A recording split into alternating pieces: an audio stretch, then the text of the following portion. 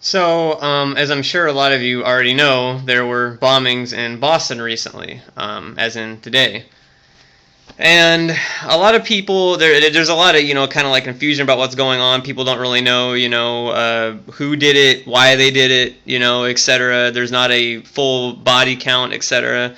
So it's very all up in the air right now. But if you don't know about it, you should go and look it up and see at least what they know, and so forth. But a lot of people, of course, are immediately pointing at North Korea for doing this. And then, of course, the typical, the terrorists did it and stuff like that. So most people are in both of those camps. It's either North Korea or it's, somebody from the Middle East that did it, the typical thing, whatever that people want to stereotype, etc.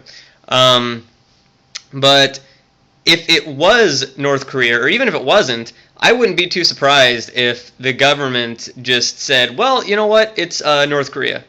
It's North Korea. We're just going to go ahead and start war with them and just get this out of the way. Because, this is pretty much the perfect incentive to do it. I'm not trying to be callous here by just ignoring, the lives that were taken and the people that got hurt. But, you got to admit, this is pretty much prime material for them to just say, hey, you know what, it was North Korea. We're just going to go with that, and let's go get them. And just, it's prime for that. So, but there are a lot of points, there are a lot of things that point to it being a smaller thing rather than, some government being behind it or whatever else.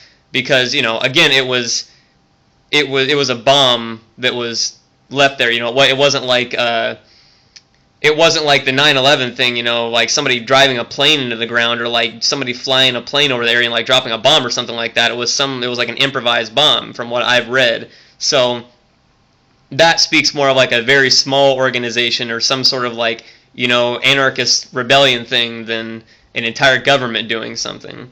But all the same, it's just ridiculous because now, all these people that went out to go do this marathon, people are going to be scared to death to do marathons, of course, like running marathons. And, it's like I wouldn't really bomb anybody, so I don't really, say I can sympathize with these people or that I can really understand their mentality. But, it's like if you do this, what is it going to fix? It's like you're hurting the middle class people by doing this. You're hurting the average everyday citizen by doing this.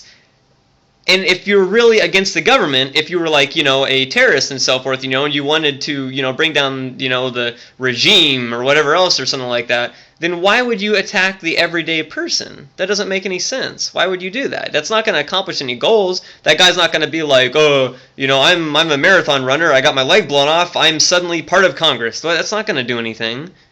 So why would you even do that, And if your reasoning is to instill terror in the populace and everything, it's like, there's a lot of marathon runners, I'm not going to deny. But there's not exactly a high percentage of the populace that does marathon runs. It's not like, you're not going to like, instill terror in the entire nation forever. And I'm not trying to give like, advice here to the terrorists. I'm just saying it's like, why would you do that? You basically just did senseless killing. But any kind of terrorist act is mainly senseless killing, It's mainly what is the point of it? It's like, I know, if you're not really in Congress and stuff like that, you can't really get stuff done, but this isn't going to get anything done either, except make everybody flip out, and then, a bunch of sensationalist media is going to cover it, and then they're going to go like, we are America, we must fight against the terrorists, yeah, America forever, you're my brother in America, I'm your brother too, man, let's fight those terrorists, those dirty son of a bitches don't know what it's like to be a real patriot, and then 5 days later, you're going to call that same guy an asshole for stealing your cable. So your patriotism is going to last maybe about 5 days, and you're not going to give a shit. So it's going to be like everything else that happens with this kind of stuff. People don't really give a shit a week later. Just like Katrina, it's just like the tsunami and everything else like that. And those were natural disasters, And people don't give a shit about them after about a month. And that's what's sad is, Japan's still devastated by that tsunami and all the, indirect damage and direct damage it caused. They're going to be fucked for that for like the next 30 years they're going to have to take to like clean that up. But nobody cares anymore because the initial disaster is over. and there's no more clips on YouTube being uploaded of people getting washed away by the tsunami or houses getting washed away. So nobody gives a fuck. And it's the same for Katrina. Nobody gives a shit about that either because it's already done. Basically, most people remember Katrina now for the fact that Kanye West said that George Bush doesn't care about black people. I can guarantee you most people will think of that rather than the actual disaster. Or that Rise Against song, either one. That's pretty much what most people associate the Katrina disaster with now is Rise Against and Kanye West and George Bush. That's about it. So, and the New York disasters. Have you heard anything about those? They got fucking annihilated. Have you heard anything about those? And it just brings to mind, it's like, if you were really in those disasters, you would still be feeling the repercussions of them, and you still feel terrible and stuff like that. But everybody outside of your situation does not give a flying fuck, for the most part. And that's just what's sad, is that we're more worried as a culture about who Kobe Bryant kissed after a game.